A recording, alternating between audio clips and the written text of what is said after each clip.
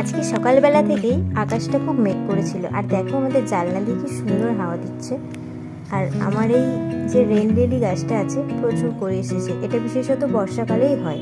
তো যখন ফুল ফুটবে তখন দেখাবো তোমাদের। তারপর দেখলাম হঠাৎ ঝিরিঝিরি বৃষ্টি, এদিকে রোদ্দুর এদিকে বৃষ্টি হচ্ছে। মেয়ের স্কুল যাওয়ার টাইম হয়ে গেছে, যাই হোক বৃষ্টিটা একটু কমেছে। তারপর আমি ওকে স্কুলে নিয়ে গেলাম। স্কুল থেকে এসে এদিকে রান্নার জোগাড় যন্ত্র করতে হচ্ছিলো। আমরা মাংসটা বাড়িতে কেটে রান্না করতেই বেশি পছন্দ করি। তো তারপর আমি ছাদে গিয়ে কিছু জামা কাপড় ছিল বিকেলবেলা ঘুম থেকে উঠে ওগুলো তুললাম। তারপর মেয়ে বলছিল যে একটু পার্কে যাবে, তো আমি বললাম চল তাহলে, ওয়েদারটা তো ভালোই আছে, পার্কে নিয়ে যাই। পার্কে গিয়ে দেখছি বৃষ্টি শুরু হয়ে গেছে, একটা কেউ আসেনি পার্কে, পুরো পার্ক ফাঁকা। তারপর ওকে এটা ওটা একটা কিছুতে চাপালাম, চাপিয়ে বাড়ি চলে এসেছি। তো আজকের ব্লগটা এই পর্যন্তই ছিল।